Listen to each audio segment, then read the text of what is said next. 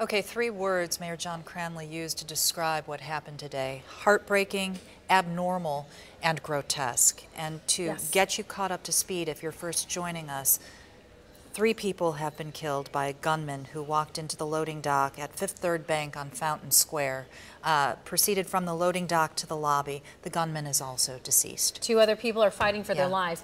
And when we're talking about timeline, we are giving a very general outline. Craig Cheatham, our chief investigator for the I-Team, is here with us. And what you have told us just briefly is truly stunning information. Can you give us a better handle on this timeline? What we did is we listened to the emergency communications between the officers in the field and the dispatch. And what we were able to determine is that the apparent first report that there was a shooting at the Fifth Third Bank building came from an officer around 9:07 in the morning. And the officer reported that people had just approached him and told him that there was a shooting in the bank. The officer called in that shooting, 9:07. At 9:08, another officer communicated and said there was an active shooter on the first floor. A few minutes later, there was a report that the suspect was down inside the building. Down meaning he had apparently been shot and he was no longer a threat. At 9:13, police are reporting specific locations of victims, including in front of a graders, in the lobby, and on the loading deck. They're describing details of those injuries as well. And shortly after that, an officer reported that he had found survivors hiding in a closet. We were able to pull some of those clips from the emergency communications, and I'd like to play that first clip for you. This is the one where the officer apparently first filed that report of the shooting. I have some people running up to me saying that there's a shooter at Fifth Third. Copy. Do you have that address?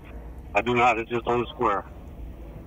I copy. I have a shots run for affirmative. I have a shots run 511 Walnut Street at the Du Bois building. Report of shots fired inside of the building.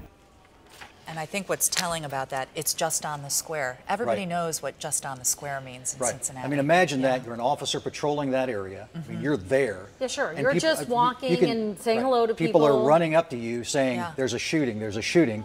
That's how it comes in. And I can tell you, I mean, literally minutes before this, the officers are handling parking problems in downtown. So from mundane and it changed just like that. I think what is so stunning about what you're talking about, now we don't know how long before those people came running up to the officer that gunman was in the building and shooting at people. We've heard tale that he maybe reloaded at some point.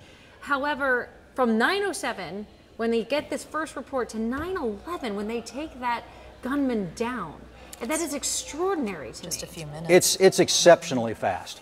And one of the things that comes across very quickly when you listen to these police communications is how quickly things move, that basically once they got there, within about 2 minutes, that gunman is down in the lobby, and within a minute after that, they are identifying the specific locations where these victims are. They're rushing to help them. They've identified some of their injuries, the obvious ones, and they're trying to get firefighters into the area. But the firefighters need to know that it's secure before they can go in there. And so you can also sense the frustration of some of the police officers because they're calling for fire to come in, and the fire isn't there yet because they're waiting to make sure that it's secure. And you can hear those, and they need that medical attention. Of course, the firefighters want to get there as soon as they can. Sure. But they've got to know that they've got to know through official sources that it's secure. It was too fast. Right. I'm sure with those 2 to 4 minutes felt like an eternity. They did. To folks who were on the scene and witnessing this shooting and experiencing this firsthand. But from a 10,000-foot level, we're not incorrect in saying that this was an extraordinary situation, how quick the response was. It sounds like it. Seems like it. We don't know, but it sure seems like police moved very quickly